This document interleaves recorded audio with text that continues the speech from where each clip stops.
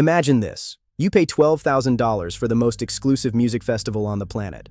The ads promised you a private island in the Bahamas, luxury villas, world-class chefs, supermodels, private yachts, the greatest party that has ever existed. You get on a plane, you fly across the ocean, you arrive buzzing with excitement, and when you step off that plane, you are handed a foam box. Inside that box, 2 slices of bread, a piece of cheese, and some sad-looking lettuce. Welcome to the Fyre Festival. This is the story of how a 25-year-old college dropout convinced thousands of wealthy people to hand over their money for a festival that never existed. How he spent over $2 million on Instagram models while having zero plan to actually build the thing. And how in less than 48 hours, one of the most viral marketing campaigns in internet history became one of the most spectacular disasters the world had ever seen. This is the Fyre Festival, and trust me, it is wilder than you think. To understand the Fyre Festival, you first need to understand the man behind it. Billy McFarland was born in New York in 1991. He grew up wealthy in New Jersey, and by all accounts was the kind of kid who always had a big idea and an even bigger mouth to sell it. He enrolled at Bucknell University and dropped out in his freshman year. But here is the thing about Billy. He was not lazy. He was dangerously ambitious. In 2013, he launched something called Magnus's.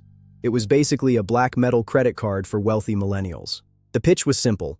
Pay us and we will get you into exclusive events, concerts, and experiences in New York City. He raised $1.5 million from investors. The card had 15,000 members at its peak. But behind the scenes, Magnus's was already struggling. Members were complaining they were not getting the experiences they were promised. Sound familiar? Then in 2016, Billy had his next idea. An app called Fyre.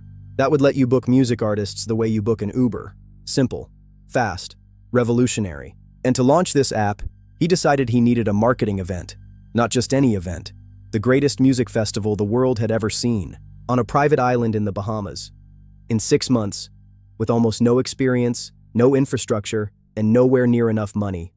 What could go wrong? Now here is where it gets genuinely impressive. Because even though Billy McFarland had no idea how to run a festival, the man knew how to sell one. In late 2016, he teamed up with rapper Ja Rule, and together, they hatched a marketing plan that the world had never seen before. Step 1. They flew a private plane full of the world's most famous supermodels to the Bahamas. Bella Hadid, Hailey Baldwin, Emily Ratajkowski. They shot a promotional video on the beach. Blue water, fire, models dancing on yachts. It looked like heaven. Step 2. On December 12, 2016, at exactly 5 p.m., over 400 celebrities and influencers posted a single image to Instagram at the exact same time. Just a plain orange square. No explanation, no context, just an orange square and the hashtag Fyre Festival. The internet lost its mind. Within 48 hours, that orange square had reached 300 million people. 300 million people. In 48 hours. The Fyre Festival website got over 6 million visitors in the first 3 hours after launch. And then came the celebrity posts. Kendall Jenner, with 80 million Instagram followers at the time, posted about the festival. She was reportedly paid $250,000 for a single Instagram post. But here is the thing that made it even more powerful. None of them disclosed they were being paid, so their followers thought these superstars genuinely wanted to go. In total, Fyre Media spent over $2.25 million on influencers who told the world this festival was the place to be, without telling anyone they were being paid to say it. And people bought it. Thousands of them. Wealthy millennials who wanted to be seen. The marketing was so good, so perfectly tuned to what people wanted to believe, that it sold out almost instantly. There was just one problem. Nobody had actually built the festival yet. While Billy McFarland was selling the dream, the people actually supposed to be building it were in complete and total panic. See, the island they had chosen, Great Exuma in the Bahamas, was not a fully equipped venue. It had no stages, no villas, no proper roads, no food infrastructure. When experienced event producers first saw what Billy was trying to do, they told him clearly, this event would cost at least $50 million and would need a minimum of 1 extra year to plan properly. Billy McFarland had neither $50 million nor 1 extra year. So what did he do? He kept selling tickets. The stories from behind the scenes are genuinely unbelievable. When the team needed to figure out how to build a stage, Billy apparently Googled it. He literally searched how to rent a stage on Google for a festival that thousands of people were flying internationally to attend. When one of the producers he hired came to inspect the site just weeks before the event, he immediately saw that the luxury villas they had promised were impossible to build in time. He told the team they needed to cancel or postpone. The email was never sent. As the event date got closer, the warnings got louder. Employees were raising alarms internally. Vendors were not being paid. The luxury accommodation they had advertised turned out to be FEMA disaster relief tents. The gourmet food promised by celebrity chefs? That turned out to be prepackaged sandwiches from a local supplier. The private island owned by Pablo Escobar that they advertised in the promo video? That was a different island entirely. Great Exuma had no connection to Pablo Escobar whatsoever. McFarland was borrowing money frantically. He took out loans at annualized interest rates of 120%, some of the most expensive emergency borrowing you can find. By the time April 27, 2017 arrived, the day guests were scheduled to start arriving, the Fyre Festival was not a festival. It was an empty field with some tents, no food, no music, and thousands of confused, angry people. What happened next unfolded in real time on social media, and it was absolutely chaotic. Guests arrived to find tents that were soaking wet from rain the night before, mattresses on the ground. Their luggage had been thrown into open piles in a field, bags belonging to thousands of people just dumped together with no organization. There was no running water, no electricity, no medical team. People started posting immediately, and within hours, the Fyre Festival was trending worldwide.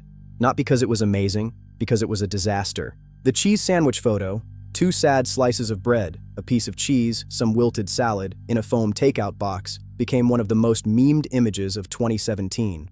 This was what people had paid $12,000 for. The festival was officially canceled the same day it was supposed to begin. But by then, thousands of people were already stranded. Flights were canceled. People slept on cots. Some were stuck for days. The Bahamian workers who had been hired, local women who had cooked enormous amounts of food for the event, were never paid. Some of them were reportedly owed tens of thousands of dollars. Back in New York, Billy McFarland posted an apology on Instagram calling the event not in the shape we wanted. He promised refunds.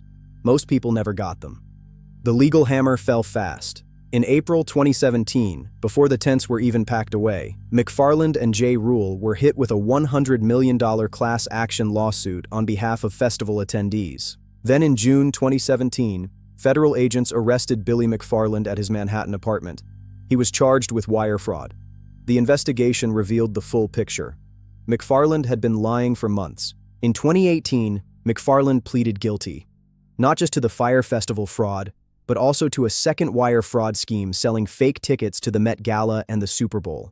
The judge sentenced him to 6 years in federal prison. He served 4 years before being released early in March 2022. Ja Rule was never criminally charged. He maintained he was also a victim. The influencers who were paid millions to promote the event? Most faced no criminal consequences. Kendall Jenner quietly paid back $90,000 in a settlement. 6 years after the disaster, Netflix released a full documentary, Fyre, the Greatest Party That Never Happened. Hulu also released one the same week. Both are absolutely worth watching. Now, you would think that after all of this, the disaster, the arrest, the prison sentence, that Billy McFarland would quietly disappear forever. You would be wrong. In 2022, barely weeks after walking out of prison, McFarland announced he was planning a Fyre Festival too. He said, and I quote, "The dream is finally becoming a reality." He started selling tickets. The cheapest were $500. The most expensive package? $1.1 million. And here is the most unbelievable part. People bought them. 100 tickets sold within days. The Bahamas government responded by calling McFarland a fugitive and refusing to host the event. The planned April 2025 dates were canceled. The whole thing collapsed again. Some people genuinely never learn. So what does the Fyre Festival actually teach us? It is easy to say people were stupid for believing it. But that is not the real lesson. The real lesson is about what happens when marketing completely disconnects from reality. Billy McFarland did not just sell a festival. He sold a feeling. He sold status. He sold the idea that you could belong to an exclusive world, the world of supermodels and private islands. And social media made that sale incredibly easy. Because on Instagram, the dream and the reality look exactly the same. Every orange tile, every paid post. All of it was engineered to make people feel like they were missing out. That is psychology. The next time something looks too good to be true, and it is being pushed hard by every famous person you follow, maybe take a second before you open your wallet.